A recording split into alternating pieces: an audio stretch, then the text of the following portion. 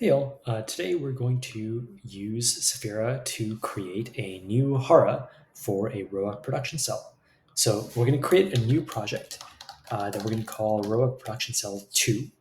And we're going to use this to see how we can most importantly generate totally usable safety function definitions for safety function generation. Cool. So as soon as this loads, we can click Run Safety Analysis, go to HARA as usual, and start filling in some details. So this is a robot production cell safety analysis, and I'm going to paste in some details that will let us develop particularly relevant inputs. So let me start with the system description. So it's going to paste in a little bit funky, but it will cover some details I really care about. So it's an automated robot cell with 6-axis robot and vacuum gripper, an in-feed conveyor and fence enclosure. And it describes a few of the specific components that are available there. And you'll see this now allows us to build up a component device mapping of this entire environment, just like we historically have for a combination of public components and project components, which get saved, for example, when you generate this whole thing for a production cell, or if you were to do this for an individual component.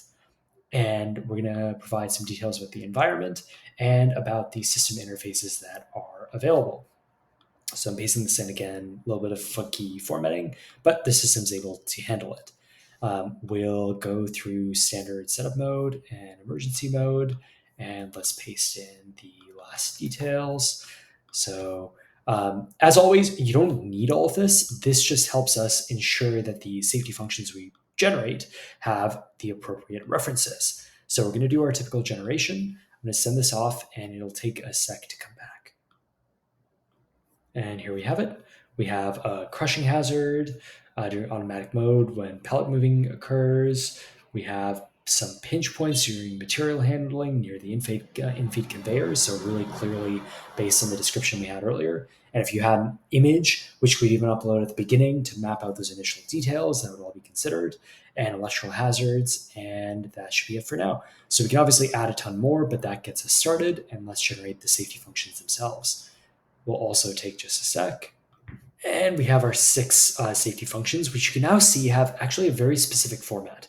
So they have an if-then format, just like a tool like Saphira would generate, which describes particular devices. And you'll see why that is so important in just a sec.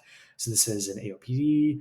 Then the robot arm will immediately stop all movements, and the e-stop circuit will engage, disabling the vacuum gripper and powering down the servo drives. So this is super specific and gives us an actual architecture for all of this. You can see also references to the interlock guard doors, so on, and traces back to the addressed hazard. So a whole bunch of different stuff that is present here. Now, where this is going to be particularly interesting is you can now see we actually have enumeration of all of these safety devices that you've referenced. And these all get saved in the components store for your project. So you can reuse them and make reference to them again across other safety functions you spin up, your Sistema or Pascal representation within our system. And then you can export all of that for your Sistema 13849 reports and include them in your final report within Saphira as well. So we have the AOPD. You can see we make a lot of this stuff up. We say you're using a sick AOPD. You're using a sick servo drive. You're using a sick guard door. So a lot of stuff that may not even be realistic, but eventually this is actually going to load from our database of the best components for every one of these. So yeah, you can see I think it's hard-coded to sick right now. Obviously, most of these things will not come from sick, but they may come from actually many of our partners, folks like Pills and folks like Wave-Eye and similar. Okay. And finally, we can generate the HARA. This is going to produce the syntactic version that we're going to use within Saphira right here. We can save everything to our project so you can come back and see it later. And as soon as that goes through, we can export it in the classical Saphira format, open this up in Excel. And as soon as this comes through, here you have it.